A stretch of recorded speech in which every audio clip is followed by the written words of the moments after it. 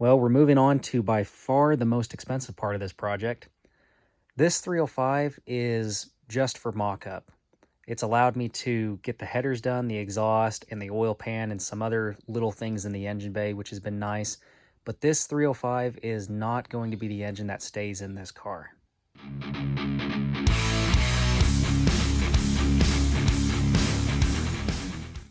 This engine here is hopefully what will go in the Datsun.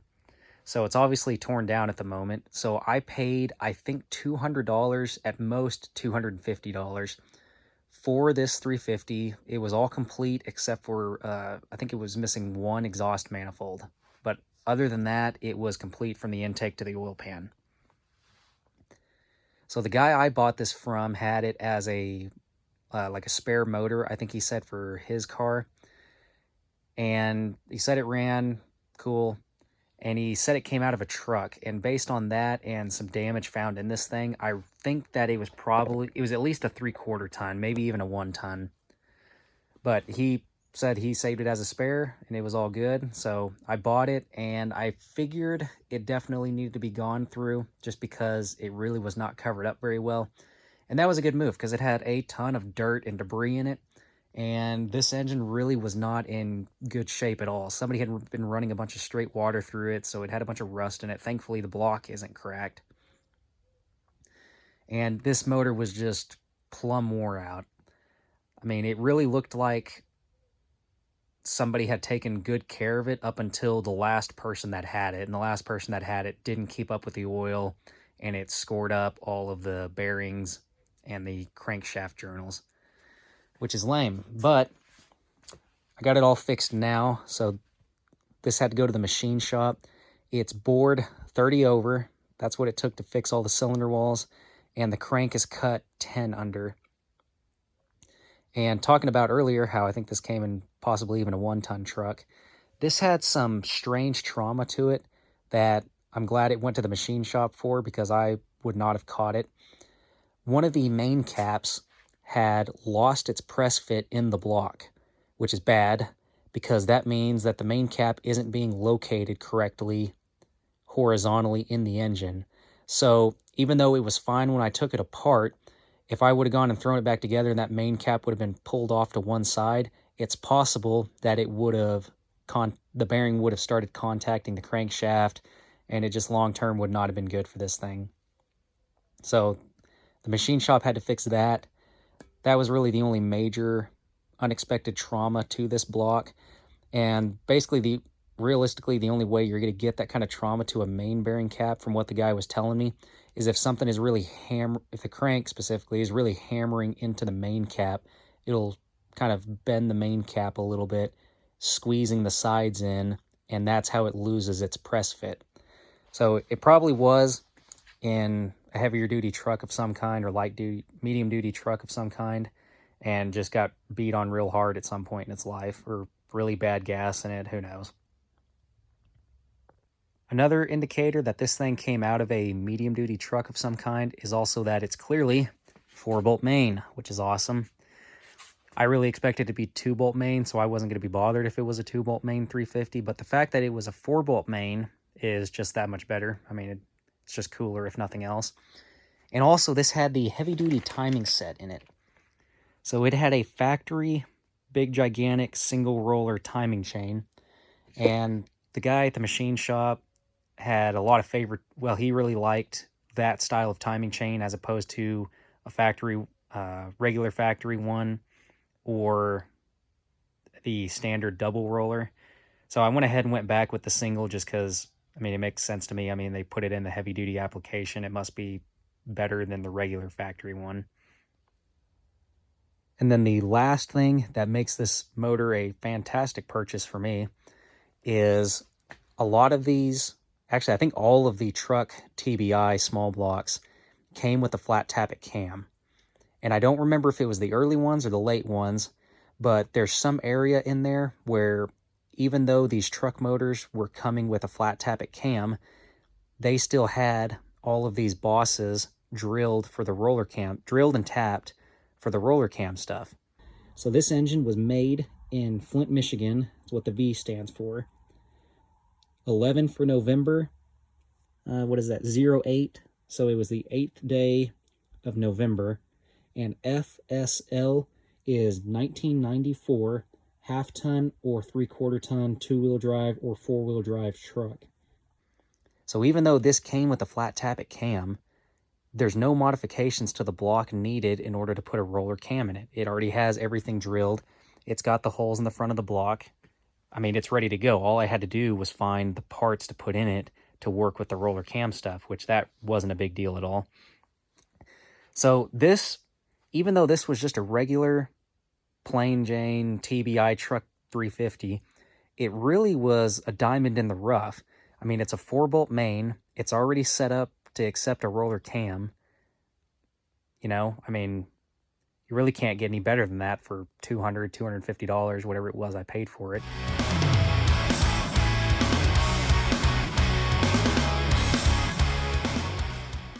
So in the case of the rings, I already got the whatever spacer part of the oil ring. All of those are oriented correctly.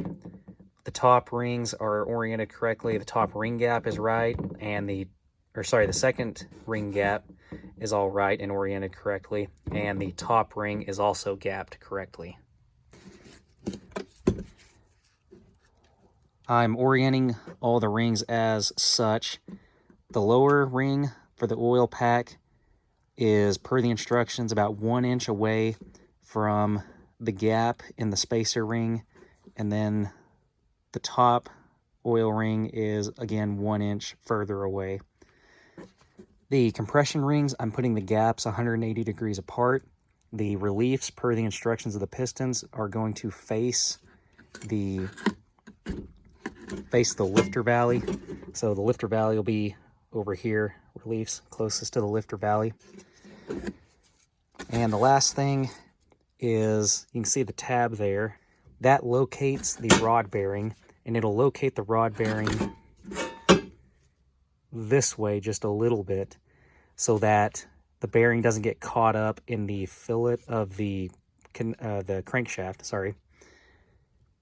So that's how you know which way the rod goes on, as far as I understand, is the side that has the bearing pulled away from it just a little bit is the side that goes up against the crankshaft.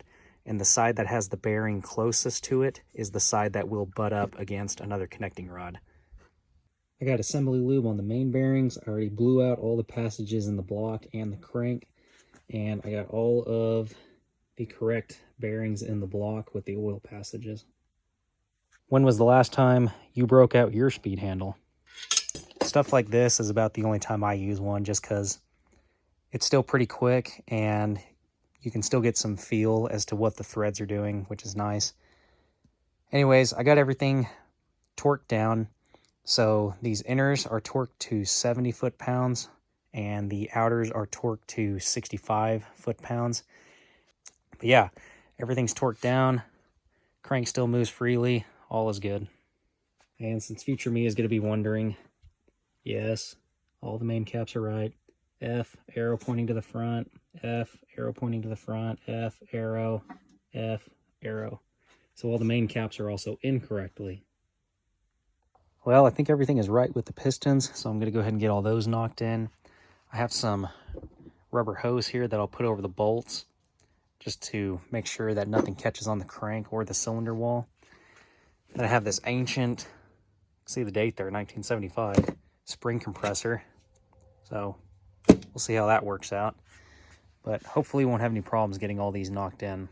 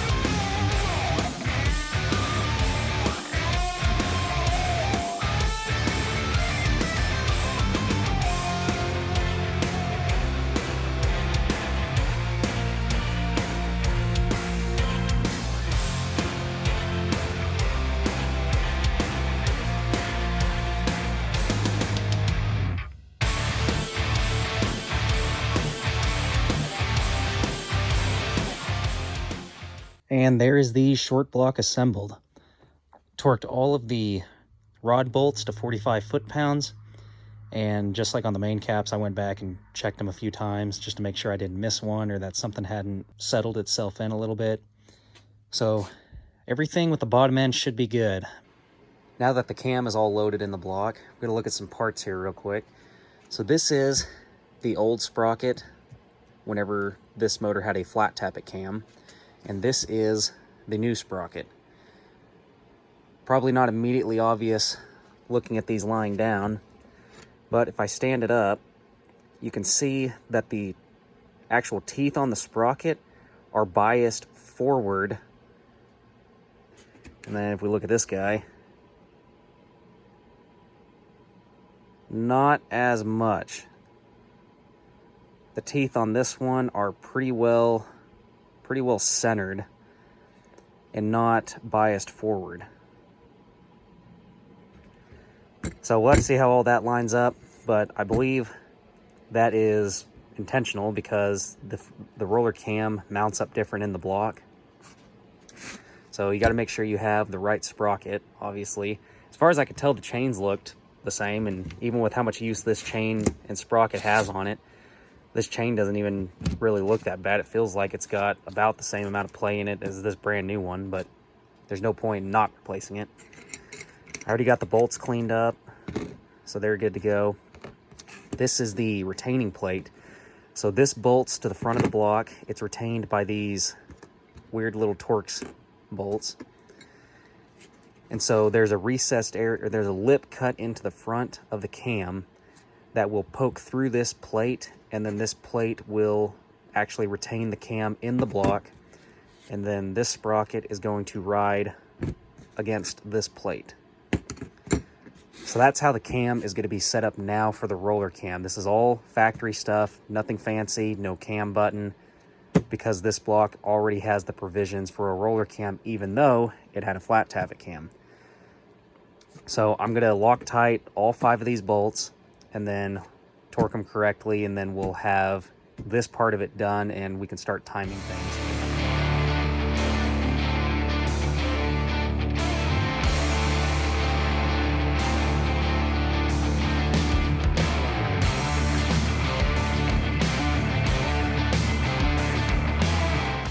I am very aware that I forgot to put the chain on, and yes, it is very funny. All right, let's try doing it right this time. See how far we get.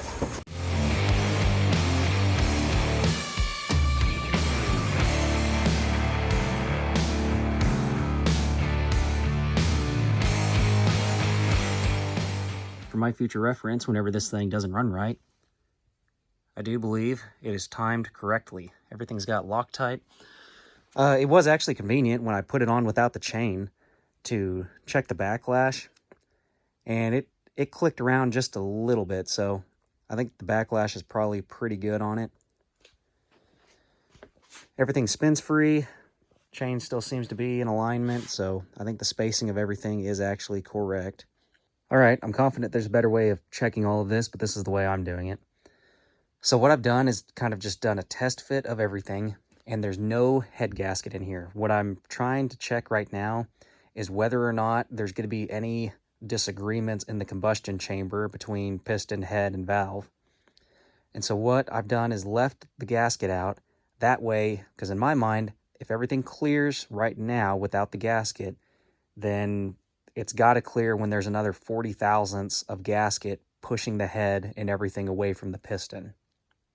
So I figured this is a good check, is kind of a worst case scenario. So I got the valve train kind of installed on this one cylinder, and that brought up another thing that I forgot about. You have different push rods for roller and for roller and flat tappet lifters. So if you notice, this guy has, I think the slang term is a dog bone. This little guy here grabs the flat spots on the top of these roller lifters and links them together so that these lifters cannot rotate, because if the lifter gets out of square with the cam lobe, then it just destroys everything. So that's what this guy's here for. And in order for this to actually do anything, the lifter has to stick probably 1/4 inch, maybe a little more, out of the lifter bore for this to grab it. Flat tappet lifters don't do that. They're pretty much flush. So because of that, with these roller lifters, you need a shorter push rod because the lifter is now a lot taller than it was before. So thankfully, because I needlessly hoard a bunch of parts, I had a used set of push rods from I think it was actually out of a Vortec 350 from the scrapyard that I had gone and pulled rocker arms off of years ago, and I just took the push rods because I was there. Remains to be seen if these push rods are going to be the right length or not, because this isn't set up correctly. Again, no gasket. And the other thing I did is, since these lifters have absolutely no oil in them, I went ahead and just snugged them down until there was no adjustment left in the lifter. My thought with that is, if there's no adjustment left in the lifter, then I'm going to get all of the lift from the cam lobe actually pushing down on the valve. That's my thought. Because again, I'm trying to figure out if everything here is actually going to be happy or not. I'm really not worried about piston to valve clearance that much, just because this is not a crazy setup in the slightest. I was mostly wanting to make sure the piston wasn't going to hit the head. And I went and wheeled the engine over, I don't know, probably 5 or 6 times. Everything felt smooth. I didn't hear anything. I didn't feel anything. Just wheeling it around really slow. Cautiously optimistic that maybe these push rods will work, but we'll just have to see. Anyways, though, everything seems to be good as far as interference in the combustion chamber. So if it all seems to clear now. So in my mind, once I put the gasket in there and it has another 40 thousandths of clearance, it ought to be just that much better. And I have all the bolts prepped and ready to go. So these are all the bolts that will be used on this head. And so these are ARP bolts. And if you look at the bolt, it'll focus on it. So this side has a chamfer on it, on the inner diameter, as opposed to that side, which does not. So the chamfer side goes to the head of the bolt because where the head meets the actual shank of the bolt is not a sharp 90 degrees. So that chamfer is a relief to provide clearance so that you don't dig the sharp edge of the washer into that transition area in the bolt, because that will definitely cause a premature failure. So the factory bolts don't have a washer, but they don't tear up the cast iron heads because the cast iron is a lot harder of a metal. So these bolts can't tear up the cast iron, but they would tear up the aluminum. So you use the washers, and the washer protects the aluminum head. So I got the lubricant placed on between the washers and the head. That's already all done. I put some on the threads there. And these 4 back here that go closest to the intake, they are blind holes, meaning they don't go into anything. It's just a hole with a bottom. All these other ones are not blind. They go straight into the water passage. So they're a through hole all the way into the water passage. So on all of these, I left the very end exposed, and I'm going to put some of this thread sealant on there. So hopefully it doesn't get any water creeping up through the threads and into the engine.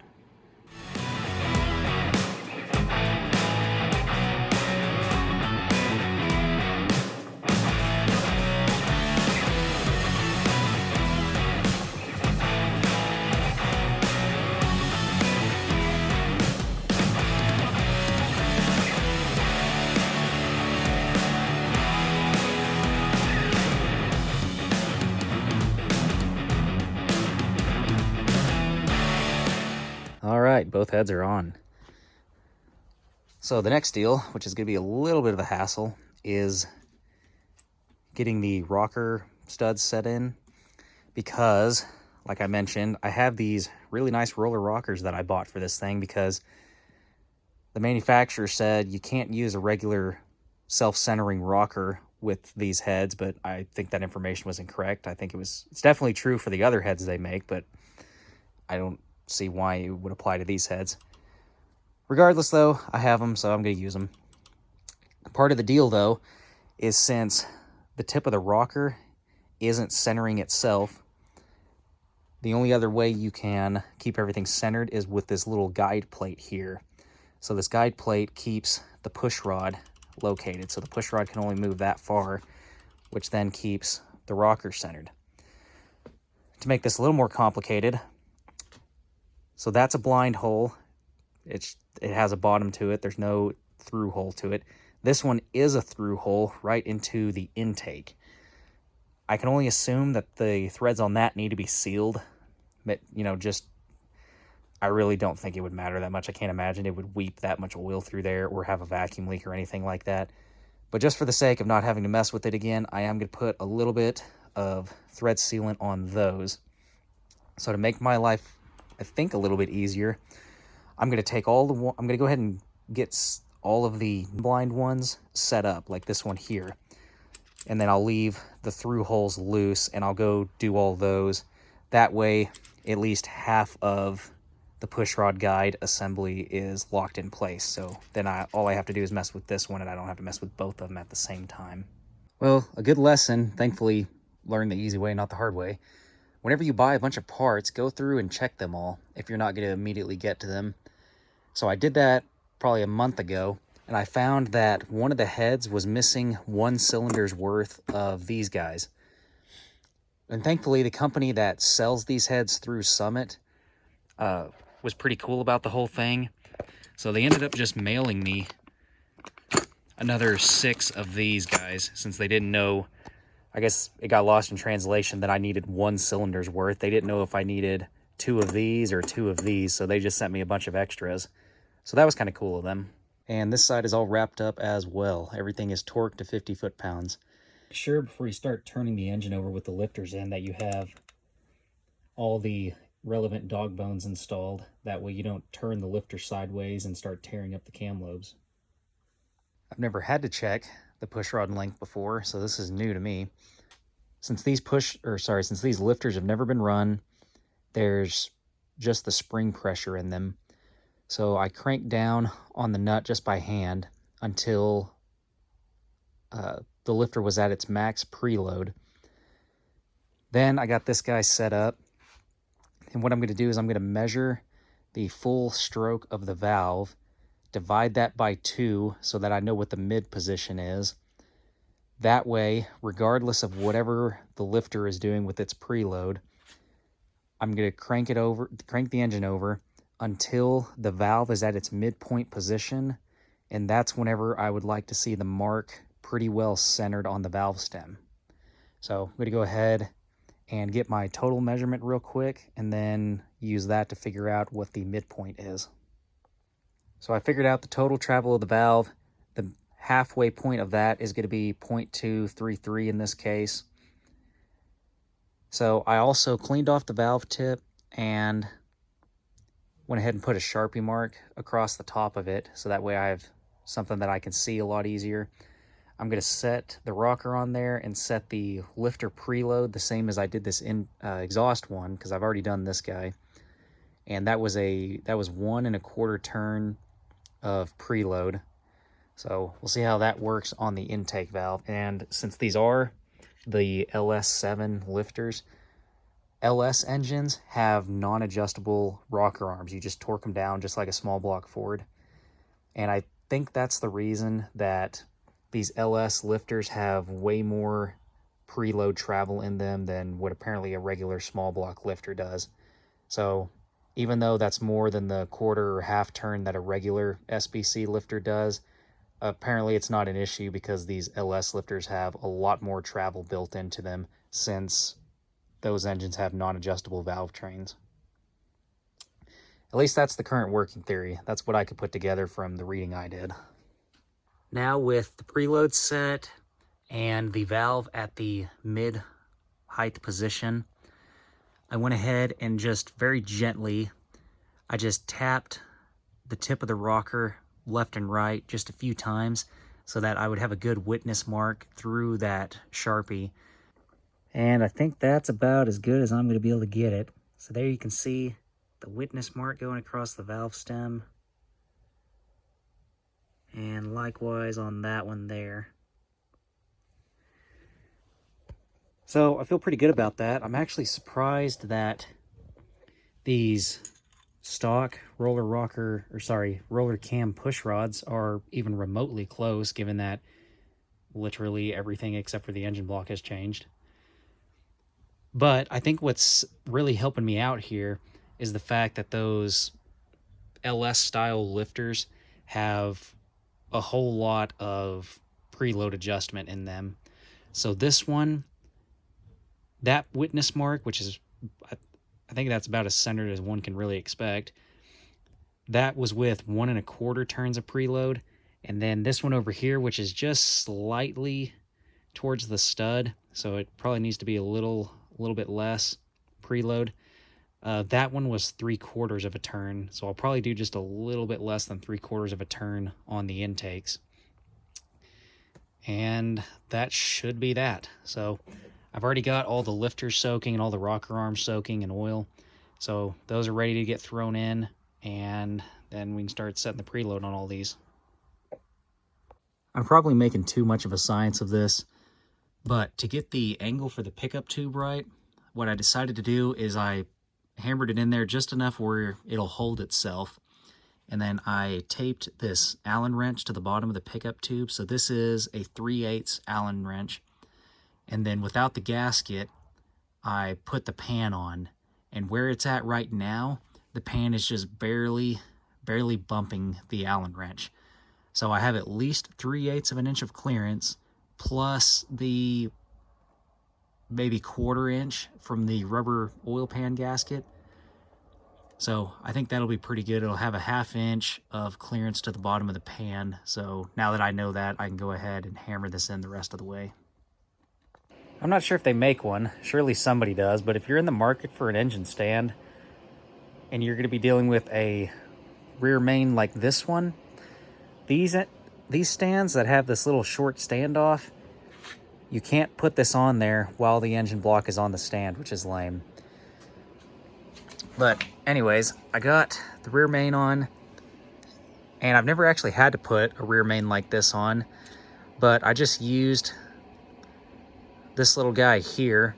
I got this bolt barely started, and I just put tension with my hand on this side, and I used this guy to basically pop the seal around the crank, and then the whole thing just set right in.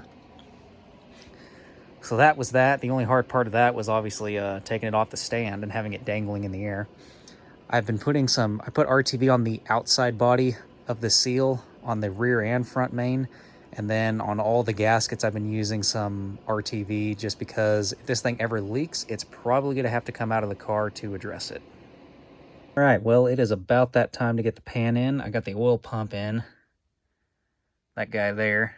The bolt is torqued. Everything's good there. It's the, I guess, upgrade, if that's what you want to call it. It has a 3/4 inlet instead of a 5/8. This is the original oil pan to this motor, and it's the one that I modified a few videos back. And after I did all that, it occurred to me that the windage tray mounting bolts, because it has the special main bolts that have studs on them that the windage tray bolts to, there's 2 of them that go right here, and that they might not clear the modifications I made to the oil pan. Well, Past Trevor decided that he'd worry about that later, and later is now, and they didn't clear. So I had to kind of mess around with this thing a whole lot, and I wanted to keep the windage tray, not because everybody on the internet will tell you that you will literally blow up the motor if you don't have a windage tray, but I just wanted to keep the windage tray because, 1, I thought it was kind of cool, and 2, since this is kind of a performance deal, it's not a bad idea to have one. So I reworked the factory windage tray to work with the pan as it is now. So here's the windage tray bolted up to the motor. And if you're familiar with these, you'll notice that nothing about this looks right. So this is supposed to be bolted up here with 2 studs. What I ended up doing is, because all of that was hitting the pan, I cut the windage tray a little bit shorter. I left all this structure in here, so it's actually pretty solid. I cut it short, and then I reused that piece right here in the middle, if you can see that. So I put that guy in there, welded it up, and it has that rib in there, which really adds a lot of structure to it. It stiffened it up a lot. And the reason I did that is because that gave me a mounting hole for that one back there. Otherwise, it was hitting this relief hole that's factory to the windage tray. So welding that in gave me a good solid place that I can bolt this stud over here to. So then it was just kind of moving studs around, or moving main bolts around until everything fit. So what I ended up doing is I took, this one here was from the main bearing that holds the oil, that the oil pump bolts to. This one was the one from over there. And then I moved the other two to those other spots. The problem though is I realized when I went to put the oil pump on that the stud hit the oil pump body and I couldn't actually put the oil pump on. So I ended up just zipping the stud off of that main bolt. And I've checked repeatedly, all the main bolts are retorqued, everything's good with that. You can see this guy, and I mean, it's on there pretty solid. I don't think it's gonna flex around or cause any problems. And I did check. You can see that's about as low as those nuts are gonna get. Wow, that sounded awful. That's about as close as everything is gonna get there. So I don't have any problems with the windage tray hitting the connecting rods or anything. That should all be good. Everything clears the pan now. Like the internet said, this motor is no longer going to blow up because we have the windage tray installed, and everything should be good. Now it's starting to come together. So I went ahead and got the rest of the valve train set up. It was just super tedious, wasn't worth showing. Several of these studs I had to go adjust because I guess the guide plate moved whenever I torqued them, so I had to loosen them and redo it. And the thing I learned from that is if you have one of these guide plates that keeps moving on you, adjust it significantly past where you want it to be. Like if you need the tip of the rocker arm to move this way, then go this way farther than you need. Because in my experience, every time I torqued down that guide plate, the whole thing would shift the way that I didn't want it to go. So once I figured that out, it went a lot quicker. And then I wrote myself some notes just to keep track of how much lash each one got, intake versus exhaust, like I talked about earlier. I think the last piece of the roller cam conversion that I haven't shown or talked about is this guy. This is the lifter spider, lifter valley spider, whatever you want to call it. And its whole purpose is it holds down the dog bones that keep the lifters straight. So there really wasn't much to it. I just got it cleaned up. I had to tweak one of these just a little bit so it wouldn't hit the lifter body. And then it just bolts to those 3 bosses that weren't being used before. So these are just some generic 5/16 bolts. I just cut them short, Loctite, torqued them in. So that's all good. The roller cam conversion is officially done. And the last thing that needs to go in before the intake goes on is the drive for the oil pump. So the Melling, the company that I bought the pump through for this application, they just recommended a hardened shaft, which I've never even heard of one of these breaking. But the part that I was interested in is this end here is metal, so you don't have one of these plastic ones, which make me a little uneasy. So I'm going to go ahead and drop this guy in, and then the intake will go on. All right, news to me, this can't go in through the top. So I get to take the oil pan off and take the oil pump off for probably the 7th time. And then maybe that'll be in. Man, not knowing what you're doing really makes these things more time consuming. Man, this has been kind of a mess. So in order to maintain the warranty on the cam, I have to use a melanized gear on the distributor here. So I had a distributor almost exactly like this one, made by the same company, and it was pretty much brand new. It's just been sitting around here forever, so I was like, hey, I'll just go ahead and use that. Well, I'm almost positive the gear on it was melanized, but I couldn't prove it. Nobody listed it as a melanized gear. It just said it was a steel gear, which doesn't really mean anything. And the manufacturer's website didn't say anything on it. So I was almost positive it was the correct gear, but I didn't want to risk voiding the warranty if there was any kind of an issue with this. So trying to find one of these gears was difficult because I bought this one first, And then I found out that these TBI, and also this applies to the Vortec style distributors, they have a smaller shaft in them. So these readily available melanized gears for a regular GM distributor will not work with this one because the shaft size is different. So I found a company which it looks like they sell just about every gear that you could ever need for a distributor. It's called distributorgears.com. And that was where I bought this one through, because the only other option that comp would give me was a composite plastic gear, which I was not interested in at all. So I got this guy. I was like, okay, sweet, we're ready to go. I went to try and put it on the distributor that I had. Shaft size is different. The distributor that I had, which I had gotten through O'Reilly's forever ago, had its own custom shaft diameter and thus gear for some reason. I have absolutely no idea. That whole part is discontinued at this point. So I was kind of mad about that, and I was like, well, let me just go see if I can warranty it. So thankfully, I was able to warranty it, which is how I ended up with this guy. This is a different part number made by the same company, the one that I had that had the weird shaft diameter that apparently they don't even make anymore. But they advertised this guy as having a melanized steel gear. So that solves all my problems. Now, yes, I did kind of waste a bunch of money on gears that I don't need, but whatever. We got this guy. I can buy, I can exchange these or buy them through part stores. I know that for a fact now because they're listed as having the right gear. And I just got some spare parts now that I'll use someday.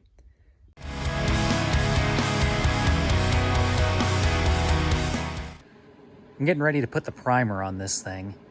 So anything that is aluminum, I'm just gonna leave the way it is. So it's just gonna be anything that's gonna rust that's getting painted. Check out how much moisture is in this engine block.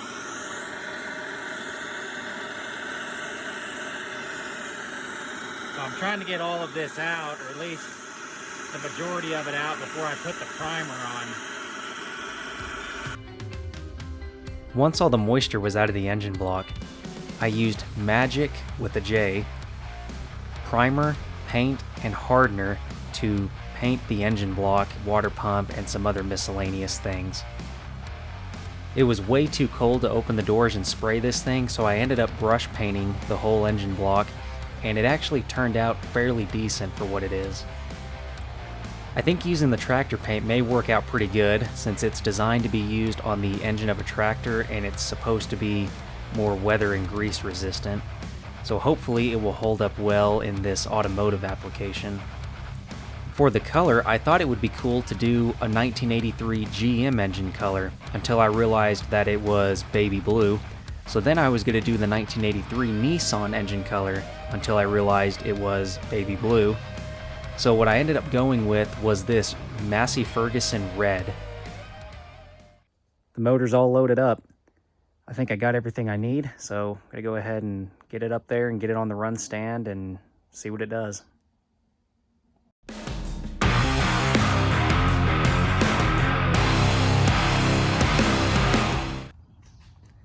I am so stressed, it's unreal. Terrible. Way too advanced. So it's got a lot of timing at this time. Yeah. You need to See, that was better. Need to back it off. Yeah. Think about that much. Oh, for sure. Sure this could do anything.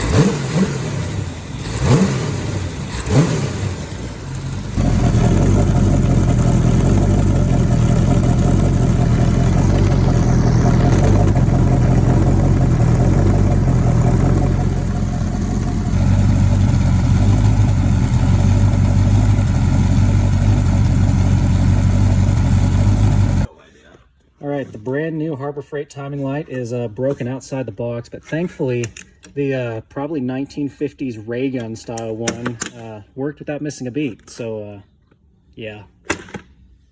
And with that, I think that's where we're going to wrap this up. So the motor, as far as I can tell, survived a break-in. The last thing I need to do is take the filter off, cut it open, make sure there's no carnage in there, and drop the oil out of this thing and make sure there's no carnage. But if all that checks out, then the motor's ready to go in the car. So, feeling pretty good about that. I'm also real pleased that the paint actually stayed on these headers. I mean, it seems like it held up really good. I'm tempted to do the rest of the exhaust in it, but I don't know. I'm not sure what I'm going to do with that yet. I might do the rest of the exhaust in it, though, just with how well that paint held up on the headers. And the paint on the block seems to hold up good. This thing doesn't have any leaks. Had to swap water pumps on it because I didn't have the right belt drive to put it on the run stand, which was kind of lame. And I was happy that the distributor worked without any signal from a computer. Basically, it just kind of locks itself out. And at some RPM, I think it'll throw 10 degrees at it just to help it. But that worked out pretty good. So I'm really pleased with it. I mean, the motor seems healthy.